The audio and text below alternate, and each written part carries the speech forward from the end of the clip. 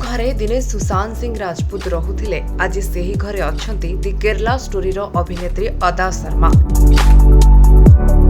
अदा शर्मा प्रकाश करिसेंति जे 4 मास पूर्वे तांको मां एवं जेजेमा सह बासभवन को जाइथिले। अभिनेत्री अदा शर्मा शेषरे सुशांत सिंह राजपूत को द्वारा भड़ा निया जाइथिबा बांद्रा अपार्टमेंट को निजर कर दैछंती।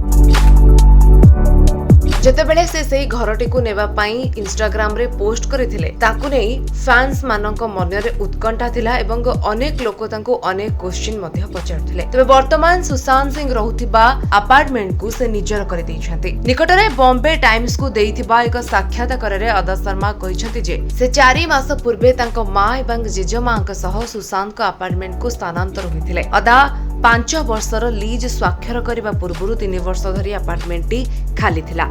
बांद्रा स्थित सुशांत सिंह राजपूत को बासभवन को से वर्तमान निजर कर से नुआ जगार एक शक्तिशाली सकारात्मक शक्ति विषय उल्लेख करिसेंती जगह बहुत सुंदर आउ सकारात्मक। शर्मा कहिसेंती जे केरल एवं मुंबई रे आमर घर चारिपटे गछ घेरी रही जहा मते बहुत पसंद। एटी सुशांत को घरे मध्य कोनोसी नेगेटिव जिनिस फील करूनी मु।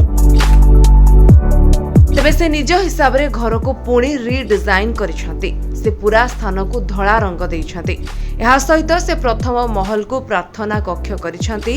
ऊपर महलार एक कोठरी को एक म्यूजियम रूम एवं अन्य एक कोठरी को एक नृत्य स्टूडियो रे परिणत करिसेंती। टेरास को एक बगीचा रे परिणत करा जायछि जहा तांको पूर्व बासभवन रु समस्त फूल एवं फल गछ स्थानित करिसेंती।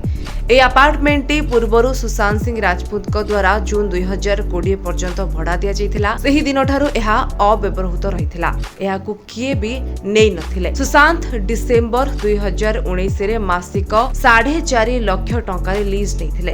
ड्यूप्लेक्स तळ महला रे एक बड़ बासस्थान एवं ऊपर महला रे 3टी शयन कक्ष पई रहिछि। ए घरे अदा कहिसंती एठी रही मते बहुत खुशी लागुछि। मु ए घरे आहुरी भलो डिजाइन करिवि बोली भाबुछि। एभली खबर देखिबा पाई आपण आम चैनल विश्ववाणी लाइव को सब्सक्राइब करंतु एवं वीडियो को लाइक करबा सहित शेयर मध्य